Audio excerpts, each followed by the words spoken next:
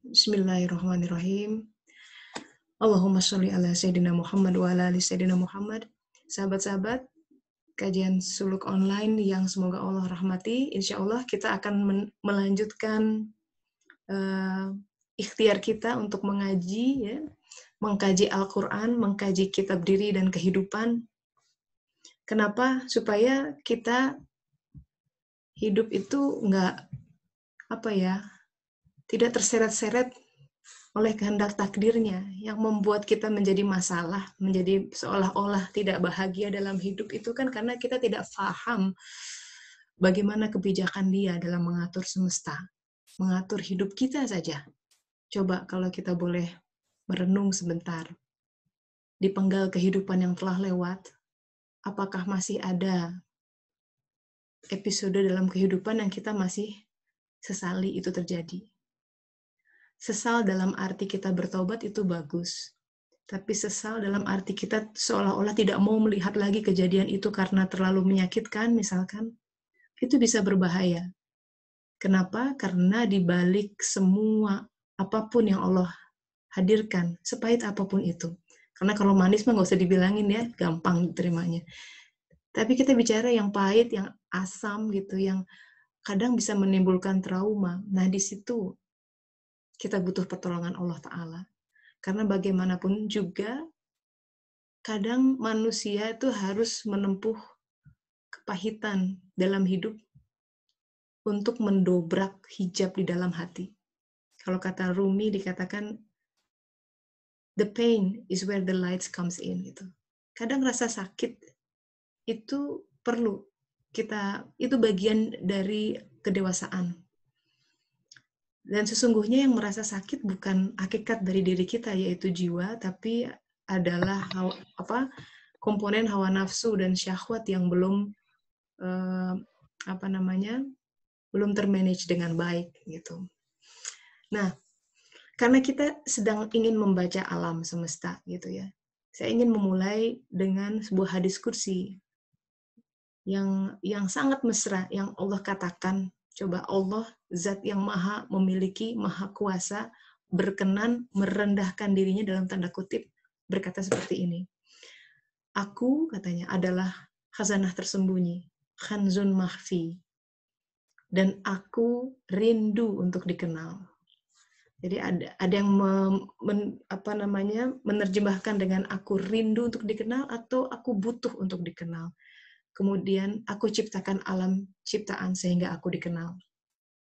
Jadi di dalam penggal ini seolah-olah ada kebutuhan Allah terhadap sesuatu, ya kan? Padahal kita secara tauhid tahu dia zat yang hayyul ya qayyum, maha berdiri sendiri, tidak memerlukan ciptaan. Nah, tapi dia membungkukkan dirinya dalam tanda kutip ya, rindu untuk dikenal katanya. Maka aku ciptakan alam ciptaan sehingga aku dikenal. Nah, saya pikir ini starting point yang sangat penting ya untuk menjadi visi kita dalam melihat kehidupan supaya kita tidak selalu mainnya tuh microscopic view tuh pusing gitu ya, semua lihatnya yang jelek-jelek aja. But we have to see helicopter view. Tujuan dari awal kenapa alam ciptaan ini dibuat. Dan kalau kita katakan alam ciptaan, berarti ya semua komponen kehidupan kita, termasuk semua takdirnya, termasuk semua lika-liku kehidupan, senang dan bahagia, luang atau kesempitan, semuanya adalah bagian dari alam yang dia ciptakan. Nah, kemudian kita harus mengenal berikutnya, alam itu kemudian karena kita berbicara tentang zat yang sebenarnya laisa kamislihi syai'un, sulit untuk diraih ya, jauh antara dia sang pencipta dengan ciptaan itu, waduh jaraknya tak terhingga. Kita saja misalkan ya, katakanlah kita punya pasangan masing-masing, kita saja yang katakanlah sudah hidup dengan pasangan 10 tahun lamanya, toh belum mengenal dia luar dalam sepenuhnya. Katakanlah kalau saya ingin memperkenalkan diri saya, nama saya Tessa, saya begini. Orang yang kenal saya mungkin tidak banyak ya, karena kan kenal itu harus kenal, selain kenal di permukaan saya wajahnya seperti apa, suka bajunya seperti apa, tapi juga ada rasa, ada aspek rasa yang kadang orang sulit untuk menangkap itu, kecuali teman-teman dekat yang sudah sudah ikutlah pasang kehidupan bersama-sama gitu. Tapi yang saya berusaha sampaikan adalah bahwa upaya memperkenalkan diri kita sebagai manusia saja itu butuh waktu dan tidak mudah bagi manusia lain untuk mempersepsi itu. Maka kita bisa bayangkan bagaimana sulitnya dalam tanda kutip jaraknya antara dia yang ingin memperkenalkan dirinya, sedangkan dia itu punya aspek zatnya itu yang kita tidak bisa meraihnya jauh. Oke, karena sulit, dia perkenalkan ada sifat, ada perbuatan, dan lain sebagainya. Nah, jadi ketika Allah Ta'ala menciptakan alam semesta, itu diturunkan berlapis-lapis. Maka alam itu ada 3 tingkatan, dari mulai tingkatan yang paling tinggi, itu ada disebut alam Jabarut, itu alam ruh-ruh. Semua ruh berasal dari sana. Ruh itu elemen yang menghidupkan. Jadi kalau kita lihat ada pulpen ini, kita lihat kalau dulu di dalam ilmu pengetahuan alam SD gitu kita katakan ini sebagai benda mati. Tapi kemudian fisika modern menyebutkan tidak ada yang sebenarnya disebut benda mati karena semua benda di dunia ini di dalamnya begitu dilihat pakai mikroskop ada elektron, ada positron, ada neutron, ada semesta di dalam ini yang bertasbih. Dan di dalam ilmu fisika kita tahu bahwa dalam suhu sekitar minus 200-an Kelvin, atau berapa derajat Celcius itu bisa kalau dalam suhu itu maka semua atom berhenti. Artinya kiamat. Ya. Jadi di dalam satu pena ini, sebongkah batu ada kehidupan. Ada ruh di situ. Maka ruh itu ada macam-macam, dari ruh mineral, ruh hewani, ada ruh dari mineral tumbuhan dulu, terus hewani, manusia dan lain sebagainya. Terus sampai naik ada disebut Ruhul Kudus dan lain sebagainya. Ada di dalam Al-Qur'an istilah itu. Nah, alam ruh ini alam yang waduh nggak kejangkau. Sekarang ya, tidak. Tapi sebenarnya 3 alam ini Allah ciptakan untuk kita kenal karena itu menjadi bagian dari diri kita. Kita manusia punya 3 komponen. Kita punya komponen raga yang kita pegang ini, yang kita lihat setiap hari di cermin. Kita punya komponen ruh yang menghidupkan. Nah, komponen antara ruh dan raga ini yang sering suka mix up dan jarang orang fahami. Itu kata Al-Ghazali, yaitu namanya jiwa.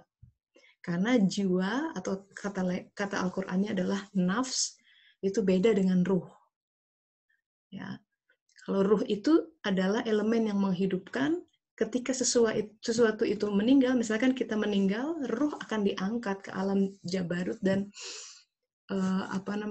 jiwa akan terus hidup di alam barzakh nanti, yaitu yang satu alam dengan alam malakut. Makanya jiwa kita karena berasal dari alam malakut, nanti begitu di alam barzakh, buka mata, ketemu malaikat bisa langsung bicara, bisa langsung mendengar. Begitu dalam hadis berkata, man robuka gitu kan. Di sini kita apa pernah melihat malaikat? Kan jarang ya. Tapi bahwa mereka ada, ya kita imani, tapi kan belum ainul yakin. Mata yang ini mungkin belum bisa dilihat. Tapi bahwa itu ada, ya ada gitu. Nafs. Jadi ada ketika Allah menciptakan alam-alam, terbentuklah 3 lapisan alam bertingkat. Alam Jabarut, atau alam ruh, alam malakut, dan alam mulk. Dan 3 alam ini kemudian membentuk komponen kita, manusia, makanya disebut sebagai manusia, makhluk yang paling sempurna, karena kita punya 3 elemen ini. Malaikat, dia memang patuh, tapi dia tidak punya elemen alam mulkiyah. Malaikat tidak punya jasad, tidak diberi jasad, kendaraan untuk beraktivitas di alam mulk. Dia mainnya di alam malakut. Bahwa mereka kemudian menjalankan tugas di alam ini berdampingan, iya gitu. Ada hadis yang mengatakan ketika hujan turun, ini dahsyat sekali. Kalau hujan turun itu setiap tetes air dibawa oleh malaikat. Malaikat itu membawa perintah dari Allah Ta'ala untuk menyimpan satu tetes itu di tempat yang sudah ditentukan. Satu tetes menetes di atas payung kita, di atas kepala kita, di atas kap mobil kita, di atas daun, dan lain sebagainya. Hal yang kita lihat keseharian itu, sahabat-sahabat, itu it's a magical thing. Oke, kalau misalkan terlalu mambo-jambo untuk melihat, wah malaikat, tapi beginilah.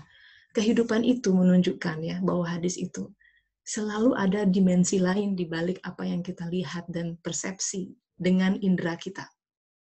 Yang kita lihat adalah hujan, tapi di balik hujan itu bahwa ada aspek malakut yang menyertai, iya. Gitu. Nah, mari kita terapkan itu juga pada semua hal. Yang kita lihat anak sakit, yang kita lihat pekerjaan saya hilang atau bangkrut ya, usaha saya yang kita lihat dan lain sebagainya. Kalau kita hanya terpaku pada fenomena, maka maksud Allah untuk memperkenalkan dirinya dengan melalui sekian banyak lapisan itu tidak tercapai. Karena kemudian kita sibuk gali lubang tutup lubang. Kita sibuk dengan solving problem seumur hidup yang sebenarnya tidak akan pernah habis. Kita selesai masalah, anak bermasalah, ya ikut kita yang bermasalah. Anak selesai, cucu bermasalah, terus mau sampai kapan? Kita dalam race of the world, ya. Kita play God as if kita pengen menyelesaikan masalah. Padahal inti dari Allah mengirimkan masalah, kembali ke hadis kursi itu, untuk mengenal Dia.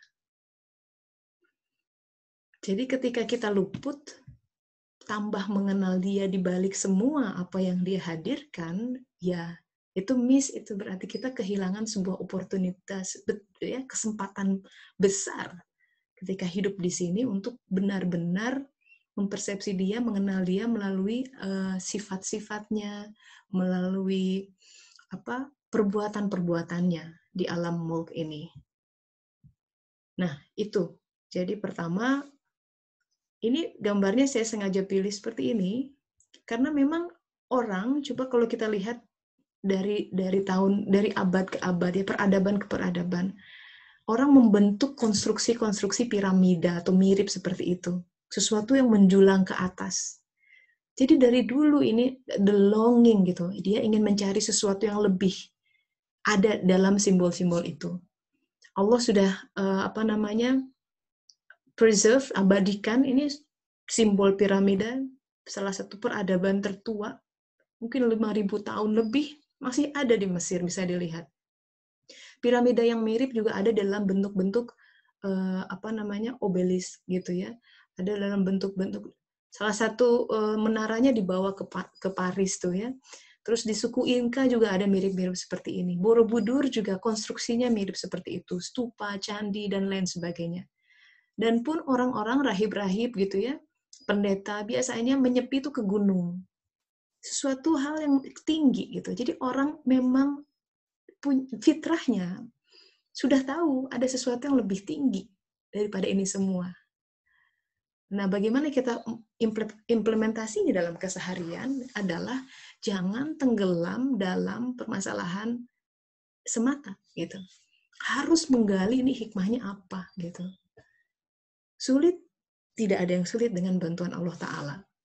Butuh waktu, iya. Butuh jihad, iya. Tapi titik poin yang penting adalah kita minta nggak sama Allah Ta'ala. Ya Allah, tunjukkan hamba hikmah ini. Nah, dengan demikian, nanti, ini kan kajian suluk 6 bulan nih ya. Kita harus bisa meneropong ke dalam diri sendiri, harus ada perubahan nih ya. Jadi, harapan saya pribadi juga terhadap diri saya, ini tidak hanya sekedar kajian, tapi harus ada sesuatu yang bermanfaat agar kita bisa menyikapi kehidupan berbeda gitu. Supaya lebih kerasa. Nah, ini loh, maksudnya bahwa Allah ingin memperkenalkan dirinya, kita menjadi lebih tahu Dia, lebih paham siapa Dia, yang selama ini Tuhan banyak sekali disalahpahami. Tapi Dia sangat sabar. Orang mengeluh, katanya Engkau maha pemurah ya Allah, katanya Engkau maha kaya. Aku minta 10 juta atau 1 juta aja kok nggak dikasih-kasih, ini udah berapa minggu berdoa gitu ya. Kan di situ kita bermasalah tuh. ketika kita tidak paham bagaimana cara dia memberi. Saya kasih contoh ya. Ini kejadian betul. Seorang kawan, beliau itu ekonominya sangat terbatas ya, sehingga untuk beli makanan saja agak sulit. Dia harus milih antara ini dan itu gitu. Nah, suatu saat dia tidak punya, pokoknya karena single dia jadi nggak mikirin anak dan lain sebagainya ya. Untuk hari ini tidak ada jatah untuk beli makanan. Kemudian dia berdoa sama Allah Ta'ala, dan apa yang Allah beri, seharian tidak merasa lapar dan badannya kuat. Memang dia tidak diberi uang untuk membeli makanan, tapi bukankah pengabulan Allah berupa raga yang kuat ya, dan tidak lapar, itu pun adalah sebuah pengabulan? Karena uang kan buat beli makanan. Makanan kan supaya kita tidak lapar. Tapi kalau dikasih tidak lapar dan dikasih kuat, maka tidak perlu uang untuk beli makanan. Begitu kan? Nah, itulah kadang dalam kehidupan itu kalau kata Rumi gini, engkau bersikeras mengetuk pintu yang itu. Allah buka ya Allah, padahal Allah membuka pintu-pintu yang lain. Nah, kadang cara Allah mengabulkan doa itu yang kita belum paham. Nah, makanya sekali lagi, ini tentang mengenal Dia, sahabat-sahabat. Maka, kenapa Allah ciptakan alam? Alam itu sendiri dari kata, dari alam, ilmu, ya. Ilmu itu sesuatu yang bisa difahami. Tapi ilmu itu mempersyaratkan akal. Karena kalau ada ilmu tapi nggak ada akal yang bisa menampungnya, ya mubazir ilmu itu. Maka nanti kita akan belajar ya dalam surat An-Nur tentang sebuah pertumbuhan pohon akal yang harus tumbuh. Gitu. Jadi akalnya yang mana? Bukan akal ini semata. Bukan berarti profesor yang udah PhD di luar negeri sudah berakal, belum tentu agamanya. Bisa jadi bukan mengecilkan itu. Anda boleh dong, harus ya. Ini soalnya ada Mbak Ayu, mahasiswa yang lagi PhD, harus semangat. Tapi akal yang pintar itu, yang makanya pintar bisa PhD, harus juga dipakai untuk membedah kehidupan, merenung, berefleksi, supaya kita lebih bijak dalam menyikapi semua hal yang Allah takdirkan ke dalam diri kita. Begitu. Nah, jadi alam itu begitu. Nah, jadi mulai dari alam Jabarut yang paling tinggi, kita ini sekarang sedang berada di alam mulkiyah, nih, mainannya di alam mulkiyah. Alam jin itu sama di alam mulkiyah. Jadi cuman beda frekuensi aja kalau radio itu ya, sama satu FM gelombangnya, cuma beda frekuensi saja. Tapi kita main sedang di alam mulkiyah. Ini alam yang paling jauh. Nah, kalau hukum fisika, ini ada sumber cahaya ya. Semakin dia jauh, kalau kita tadi umpamakan area 1 adalah Jabarut, area 2 adalah alam malakut, dan area ini adalah alam mulkiyah, maka semakin jauh intensitasnya akan semakin kecil cahaya itu. Semakin kita menjauh dari sumber cahaya, intensitas cahaya semakin kecil. Maka di alam terjauh inilah kemudian tercipta namanya twilight zone. Twilight zone itu ada shadow, udah mulai itu ketika cahaya menipis, ada aspek kegelapan yang masuk. Ya.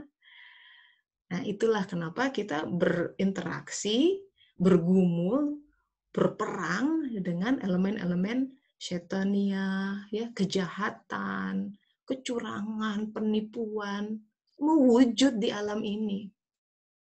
Mewujud betul. Kita lihat sehari-hari kalau baca koran gitu ya, aduh yang dizolimi apa ya, itu konsekuensi dari alam-alam yang seperti ini.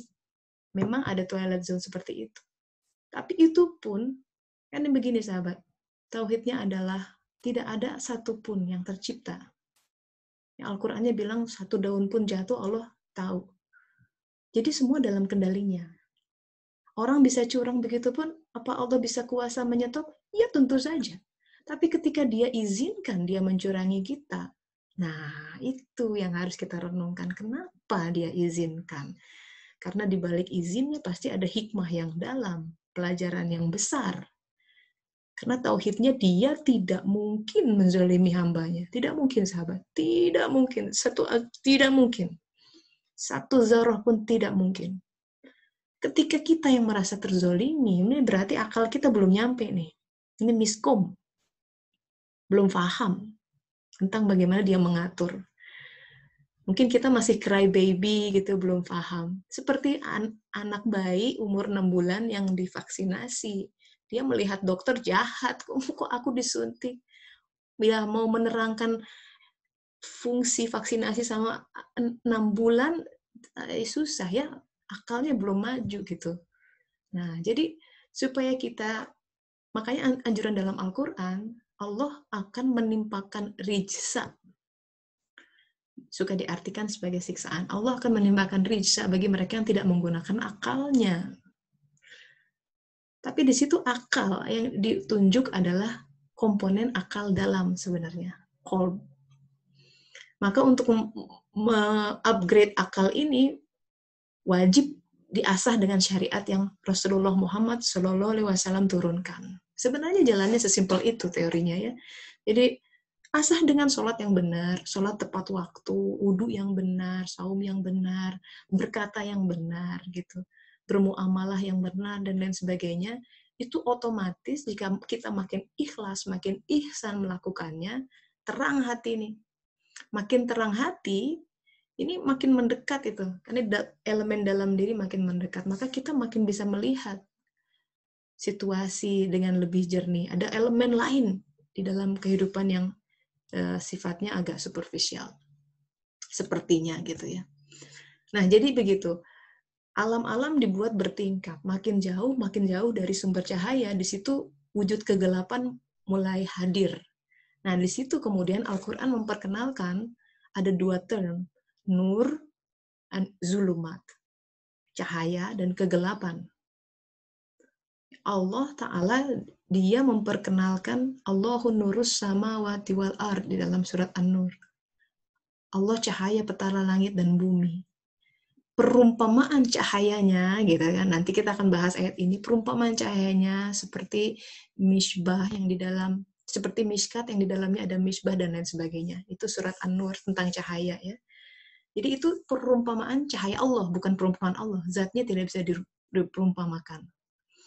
Nah, jadi sahabat-sahabat, kegelapan dan cahaya itu titik penting yang kita harus paham. Maka silahkan, mari kita buka ayat-ayat tentang zulumat, tentang nur.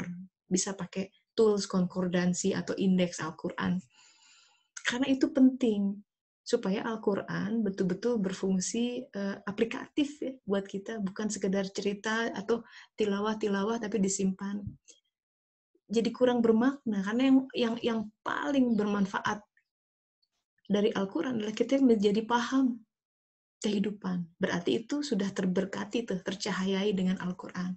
Tapi itu hanya bisa terjadi kalau kita mengkaji. Pertama, niat dulu, itu yang paling penting. Dengan hati yang ikhlas, Allah akan menurunkan ilmunya. Jadi di sini kita lihat Al-Baqarah ayat 257 dulu ya. Allah adalah pelindung orang-orang yang beriman. Dia mengeluarkan mereka dari kegelapan, zulumat, kepada cahaya. Tuh, jadi begitu. Karena kita ada di alam kegelapan, Allah pelindung. Tapi syaratnya harus beriman. Allah pelindung orang-orang yang beriman. Nah, ini akan kita bahas nanti. Kita sudah beriman belum? Karena ada ayat di dalam Al-Quran, seorang Baduy datang, mengklaim dirinya, ya Rasulullah, aku sudah beriman. Langsung ditegur. Oh, sahabat, engkau belum beriman, tapi engkau baru berserah diri, aslamna.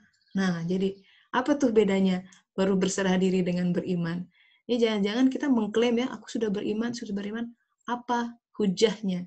Apa buktinya diri sudah beriman? Sebenarnya bisa dicek apa ciri-ciri orang beriman dalam Al-Quran, gitu ya.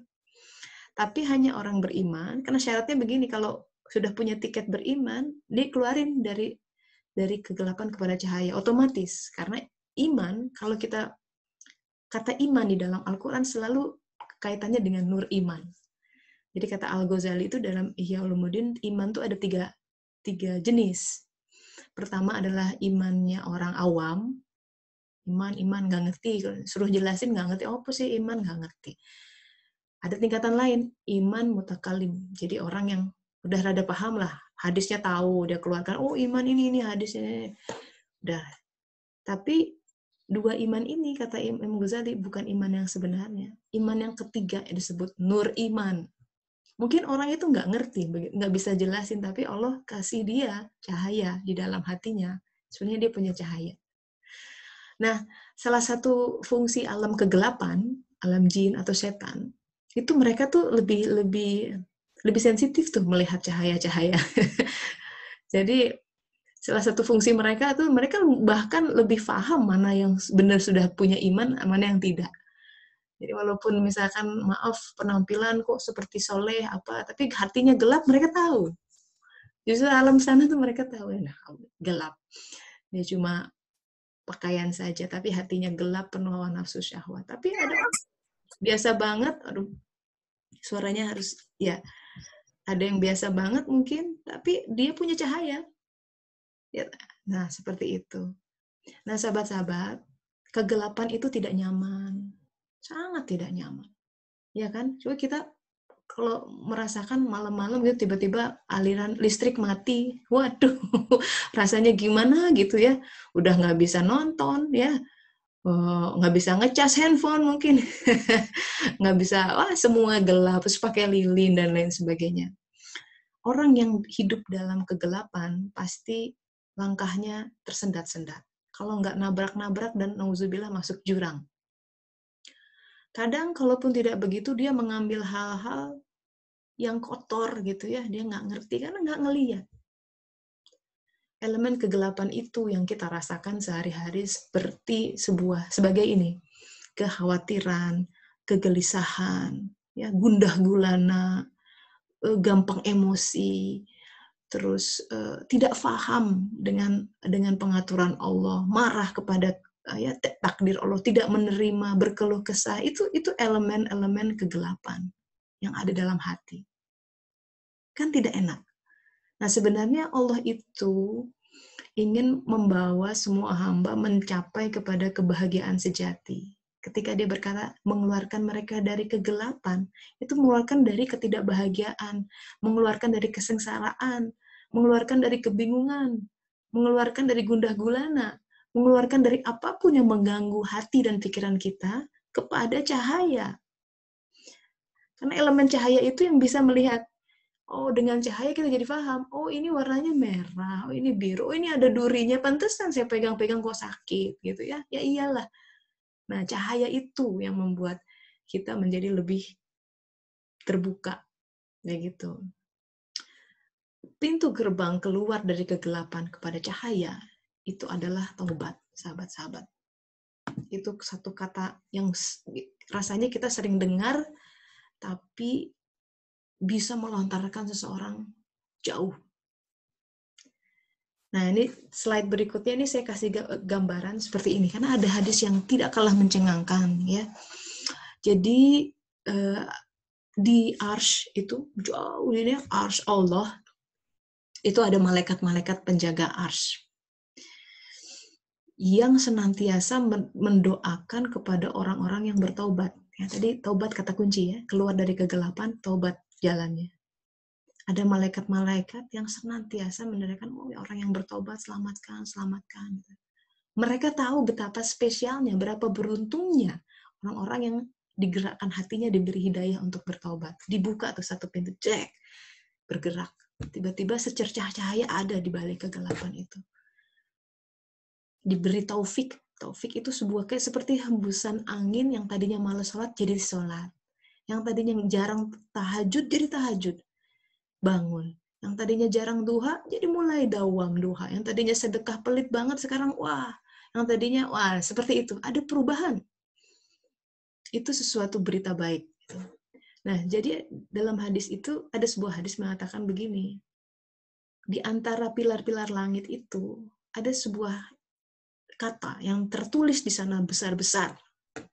Dan kata ini diabadikan di dalam surat Toha 82. Ya, surat Toha, surat ke-20 ayat 82. Bunyinya begini, Auzubillahi minasyaitonirrajim. Wa inni laghaffaru liman taba wa amana wa amila sholihan tsumma ihtada. Allah Ta'ala berfirman, dan aku menjadi laghaffaru, maha pengampun, Dia yang Al-Ghafur, bagi siapa? Liman taba, bagi mereka yang bertaubat, wa amana, dan mereka yang beriman, wa amila sholihah, dan yang beramal soleh. Terakhir, summah tada, kemudian ditunjuki. Jadi, titik awal adalah taubat. Allah menjadi maha pengampun bagi siapa? Yang taubat.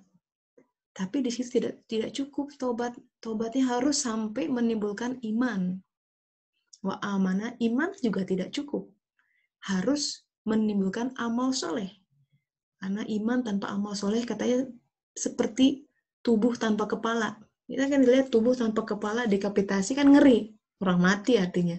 Jadi kalau iman ada, cahaya ada. Padahal punya cahaya dalam hati itu susahnya minta ampun. Kalau tidak dengan bantuan Allah. Tapi kalaupun itu ada, bahkan melimpah, tapi tidak digunakan untuk beramal soleh, ya, menjadi rahmatan lil alamin di alamnya masing-masing, itu seperti mubazir, tidak ada saja. Nah, iman dan amal soleh ini yang kemudian menjadi syarat Allah menuntun, memberikan huda, summah tada, diberi petunjuk. Nah, jadi sekuensnya itu panjang dari taubat, iman, amal soleh, baru diberi petunjuk. Sama malaikat yang penjaga langit, harus itu lihat begini, oh ya ampun, orang bertaubat itu luar biasa. Maka mereka berdoa untuk mereka yang bertobat. Nah, bicara tentang petunjuk, ini by the way sesuatu yang kita minta setiap hari soalnya di dalam sholat. Al-Fatihah ya.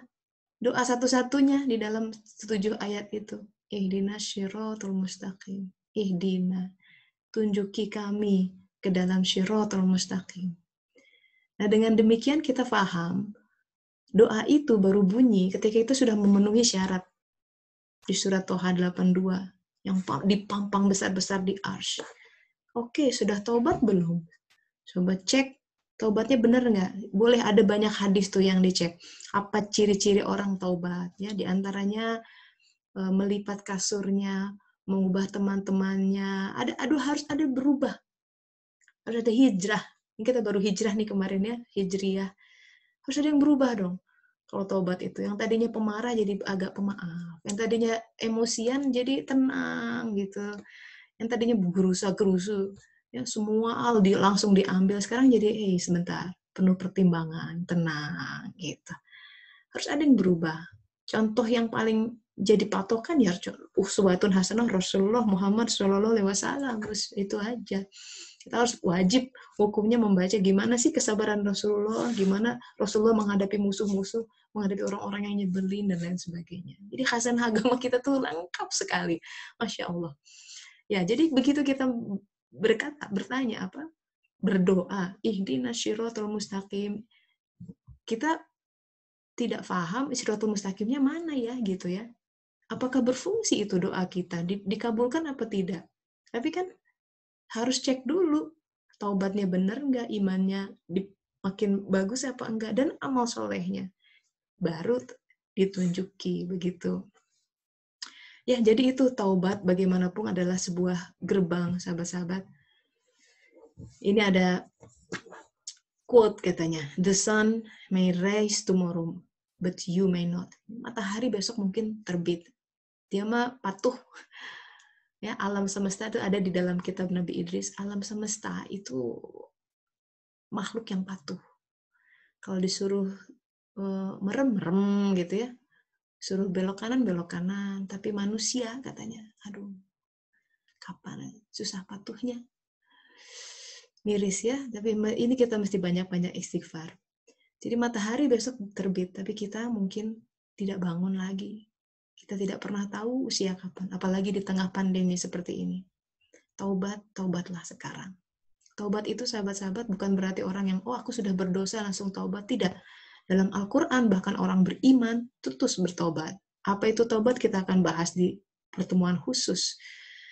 Tapi Rasulullah mengatakan begini, siapa saja yang dibukakan pintu kebaikan untuknya, hendaklah memanfaatkannya. Sebab dia tidak mengetahui kapan pintu itu tertutup kembali baginya. Gitu. Jadi, let's make the best of it, our life.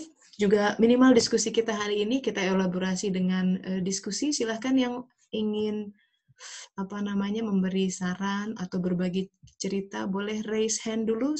Soalnya banyak. Kalau nggak saya harus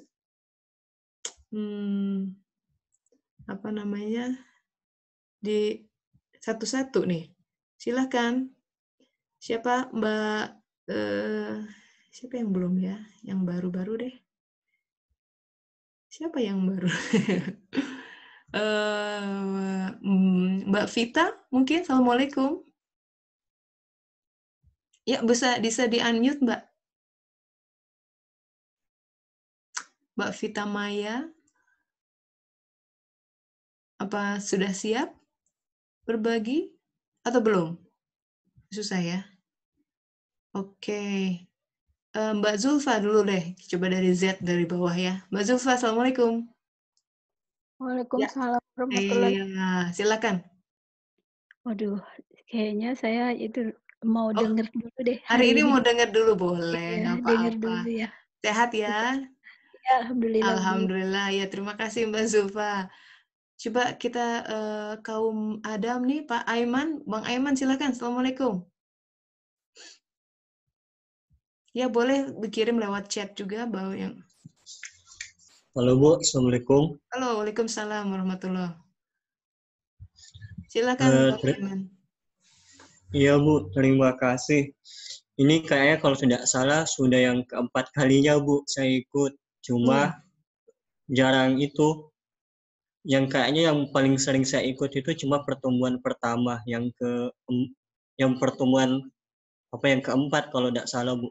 Pernah ikut ke-6, ke-7 tapi jarang aktif. Kadang lewat Facebook tok Bu saya ikutnya. Iya, nggak apa-apa, seluangnya saja. Iya. Yang penting ada rekamannya kan. Yang penting penghayatannya, Bang Aiman. Iya Bu. Kali tapi wah gitu ada perubahan gitu. Semoga di dalam pengalaman Bang Aiman apa yang berubah gitu. Ada yang manfaat apa yang dibawa? Perubahan apa boleh di-share? Ini sih Bu, sebenarnya itu saya banyak belajar dari tulisannya Ibu di Facebook yang catatan-catatannya Ibu itu. Misalnya dalam mengambil keputusan itu tidak semata-mata memperhatikan faktor rasional Bu. Kadang kita harus mendengar kata hati juga. Dari situ Bu, saya mengamalkan doa Bu yang sering pernah Ibu share juga di Facebook yang doa dari Bunda Fatimah yang diajarkan oleh Nabi Muhammad SAW yang bunyinya Ya Hayyu ya Qayyum birahmatika astaghitsu aslih li sya'ni kullahu wa la takil ila nafsi tarfata aini. Ya Tuhan kami, ya Hayyu ya Qayyum, perbaikilah untukku segala urusanku dan janganlah engkau menyerahkannya kepadaku walau hanya sekejap mata. Saya selalu mengamalkan doa itu Bu. Jadi misalnya Bu, kalau mau ambil keputusan selalu itu Bu. Kadang saya tidak selalu memperhatikan faktor rasional semata Bu. Kadang juga harus mendengar kata hati. Misalnya tahun lalu saya kan ini sekarang lagi S2 Bu. S2 di Brawijaya. Nah, saya ambil beasiswa LPDP. Pas waktu mau daftar LPDP itu, saya mau ngebet sekali mau daftar ke luar negeri Bu. Tapi pas pendaftaran rasanya berat sekali. Rasanya berasa gerusu gitu Bu pas mau daftar. Jadi saya mencoba berpikir ini kenapa ya kok rasanya susah sekali. Jadi kemudian saya coba mengalihkan ke dalam negeri. Maka terpilihlah UB itu. Nah setelah itu Bu rasanya plong. Tiba-tiba setelahnya itu segala urusan saya lancar. Daftar berkas lulus, wawancara lulus semuanya kayak jalan tol Bu, tidak ada hambatan gitu. Nah ternyata kalau saya ambil luar negeri saya tidak bakalan lulus Bu di LPDP ternyata nilai TPA saya hanya cukup untuk yang dalam negeri toh. Dan kalaupun misalnya saya ambil luar negeri bisa jadi saya belum bisa lanjut kuliah karena di awal bulan 1 ini kan ada pandemi Bu. Nah teman-teman saya itu kan yang ke luar negeri belum bisa berangkat keluar karena ada pandemi. Tapi karena saya membanting setir ke dalam negeri dan lulusnya ke UB, makanya itu saya bisa langsung cepat kuliah, Kak, tidak ada hambatan gitu, Bu. Ya. Jadi Tempat sih, Bu. Jadi itu salah satu contoh ya. Jadi kita bicara kan ada aspek lain, dimensi batin dalam kehidupan. Jadi Iya, Bu. harus seimbang, rasio kita harus optimal ya. Mas Aiman sudah hitung nih persyaratan ini, tapi kok itu tuh bakal sering begitu tuh. Tapi hati kok bilang ini gitu ya. Hati akan bergerak tuh. Kita semua punya hati nurani. Dalam kasusnya Bang Aiman, terima kasih Bang Aiman sudah berbagi. Itu adalah dalam kasus memilih jurusan beasiswa mau di mana, dalam negeri atau luar negeri. Di kasus lain, Mbak Ayu mungkin memilih jodoh, ya. Di kasus lain memilih pekerjaan. Di kasus lain memilih sekolah anak. Ya. Yang kita perhitungan rasional mungkin wow. Nah, tapi kadang hati sudah bilang kayaknya enggak. Nah, seperti itu yang harus kita dengarkan juga gitu. Kadang-kadang kita melalaikan panggilan hati nurani, padahal Allah berkata-kata petunjuknya lewat situ gitu. Coba nih, Mbak Anin Rian, sudah lama nggak ngobrol. Mbak Anin, bisa ngobrol, Mbak? Bisa, Teh. Assalamualaikum. Waalaikumsalam. Bu Dokter. Ada yang mau di-share nggak nih? Semenjak kita ketemu, Mbak, di Amsterdam waktu itu ya, banyak banget yang sudah terjadi. Oh, you betcha. Oke, kita perlu sesi kopi lain kalau begitu. Tapi what have you learned about it? Apa yang berubah? Intinya begini, jadi mungkin saya share sedikit ya. Kan saya pekerjaannya membutuhkan kognitif yang sangat besar ya, karena saya dosen, kemudian peneliti juga, dan kemarin ke Amsterdam dalam rangka pekerjaan, terus kemudian sekolah juga. Terus kemudian suatu hari saya kehilangan kognitif saya sama sekali. Jadi maksudnya? Saya bahkan mengingat nomor kamar di hotel aja nggak bisa, Mbak. Terus wow, that's scary. Iya benar, saya benar-benar kehilangan kognitif sama sekali. Jadi benar-benar untuk yang simple task gitu, itu pun kesulitan gitu ya. Membalas email tuh lupa apakah udah dibalas atau belum, hal-hal seperti itu loh. Nah, jadi saya kan tadi kan Mbak Tessa bilang harus bisa membaca Al-Quran, membaca diri, membaca alam semesta kita gitu ya. Kemudian ya hikmahnya adalah saya berusaha membaca sebenarnya ada apa gitu ya. Dan memang secara medis saya didiagnosis depresi yang kemudian gejalanya adalah kehilangan kognitif begitu. Oke. Ya tapi saya berusaha membaca diri saja gitu, kira-kira apa ya. Memang sempat down sekali karena yang namanya depresi kan tidak mudah untuk dilalui gitu ya. Betul. Tapi ternyata ya itu mungkin selama ini bahwa saya terlalu mengandalkan diri sendiri dan lupa bahwa semuanya itu ada campur tangan Allah gitu ya. Bahwa mungkin secara kognitif merasa bahwa ya memang inilah yang saya mampu, kemudian saya menjalaninya dengan lupa gitu loh bahwa semuanya dari Allah. Ketika diambil ya jadi sadar gitu loh bahwa oh iya betul bahwa semuanya tadi seperti yang Mas Aiman bilang gitu ya, bahwa segala urusan itu kita tidak akan mampu sedikit pun melakukannya kalau tidak ada pertolongan Allah. Bahkan menemukan kamar hotel yang sederhana aja itu nggak mampu tanpa ada pertolongan Allah. Gitu sih mungkin yang bisa saya share, bahwa walaupun sehebat apapun kita merasa gitu ya, ataupun merasa kita bisa berdiri di kaki sendiri, tapi ternyata tidak itu loh. Itu sama sekali tanpa pertolongan Allah semuanya tidak akan bisa dikerjakan, walaupun hal yang sangat sederhana sekalipun. Benar. Jadi sekarang melangkah kehidupan dengan lebih beda dong ya. Setelah ada diicip-icip seperti itu, jadi lebih appreciate gitu. Apa yang ada disyukuri. Sholatnya pun jadi beda gitu ya. Zikirnya beda dalam gitu. Alhamdulillahnya beda kan? Alhamdulillahnya juga beda. Iya. Bahkan seperti yang Mbak Tessa bilang minggu lalu ya, bahkan garam juga kalau mau minta gitu. Ya bilang dulu gitu. Itu adab ya. Kita kan kalau masak suka asal gitu, oh kurang garam, tapi kalau adab tuh entar, ya Allah boleh ya aku tambah garam dikit, aduh itu enak banget gitu. Dia diajak ajak bicara in every single thing we do. Kita mau masak gitu, dan betul-betul petunjuknya itu sangat berfungsi, sangat praktis ya.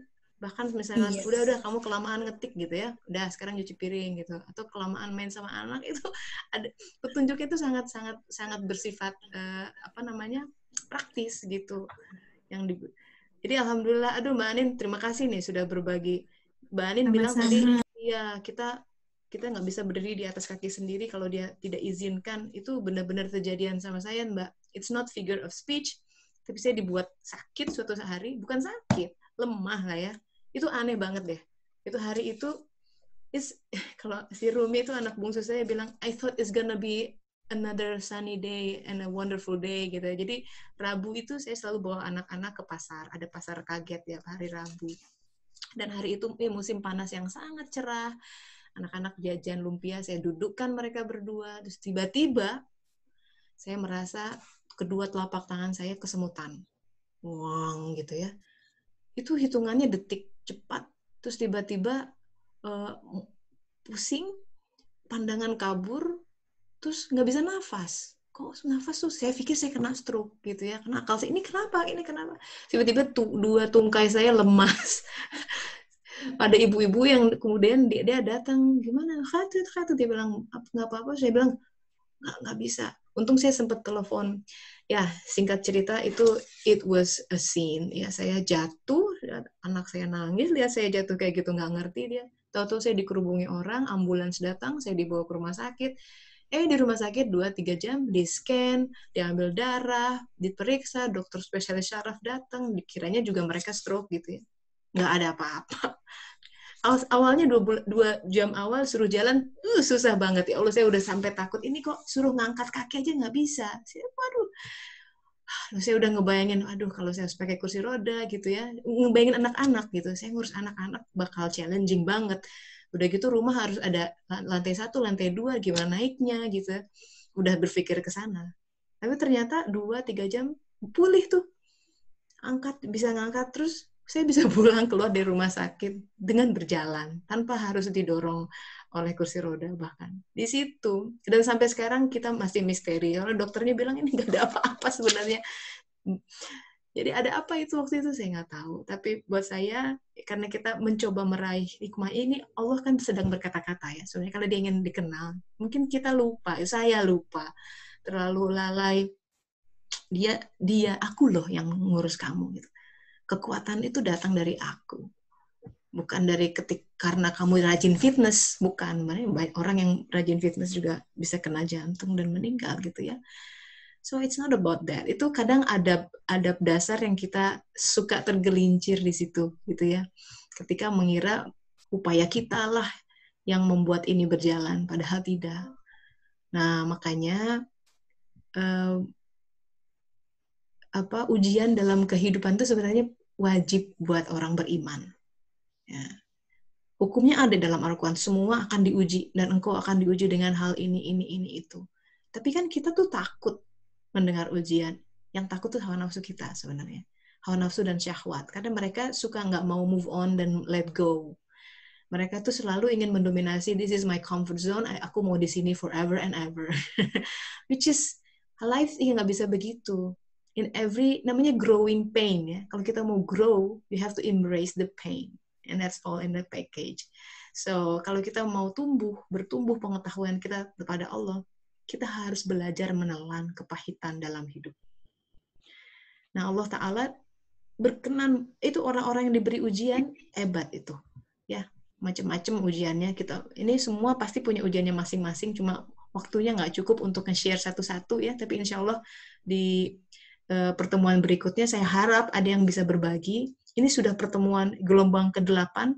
Selama ini kita sudah berpuluh orang berbagi. Wow, so inspiring pengalaman hidup masing-masing. Bagaimana dia terpuruk, tapi kemudian Allah ambil. Dan tidak ada yang binasa tuh. Satu persatu testify, bikin testimoni saya selamat karena Allah. Bahkan kemarin saya mau wawancara orang. ada seseorang, ini sebagai penutup ya, supaya diambil hikmah buat kita semua. Akhwat ini ya, perempuan ini dia she grew up, jadi orang tuanya itu quite abusive sama dia, physically, dipukulin. Saya kecil tumbuh jadi anak yang agak kesel, jadi pemarah gitu. Jadi sampai dia mengidentifikasi dirinya pemarah karena saya punya elemen marah. Jadi waktu kecil itu orang tuanya tuh kalau ada yang nggak pas dipukul, jadi fisik sekali. Jadi anak tuh kalau dipukul yang menyakitkan, lebih dari sekedar sakit fisik, itu sakit hati. Dan itu dibawa. Kalau sakit fisik, 5 menit, 10 menit selesai, hilang bekas pukulan itu. Tapi sakit hati itu dibawa sampai dia dewasa. Nah, kemudian dia tumbuh, ya, karena bagaimanapun dia harus survive sebagai seorang anak. Walaupun orang tuanya, dia sampai berpikir begini, apakah saya ini anak angkat, bukan anak, sampai begitu, karena dia merasa tidak dicintai. Jadi ekspresi dia orang tua mencintai kok begitu gitu. Bertumbuh besar dia paham kenapa, terutama ibunya yang sering mukulin, karena ibunya juga dulu dipukuli oleh orang tuanya. Jadi menurun. Ada komunikasi ya, syai'ah yang menurun di situ. Ada keburukan yang belum lepas, belum dibebaskan, dia menurun. Tapi kemudian ini testimoni dia yang bikin saya hangat hati gitu ya. Sang anak ini tumbuh jadi orang dewasa ya. Menikah pernah. Menikah kemudian bercerai ya. To make the story short. Dia kemudian ada dalam suatu ujian yang dia menikah dan cerainya tuh ribut. Anak hasil pernikahan mereka sedemikian ributnya ya, kondisi rumah tangganya sampai dia dilarang bertemu anaknya. Coba bayangkan. Ibu mana yang tidak hancur hati dilarang ketemu anak? Kalau saya tanya, kapan terakhir kali ketemu anak? Ya, sekitar, dia udah ngomong jeda begitu saja udah, waduh saya. Kan kalau baru kemarin pasti hafal dong ya. Sampai hitung ya 6 tahun yang lalu terakhir ketemu anak. 6 tahun yang lalu, coba bayangkan.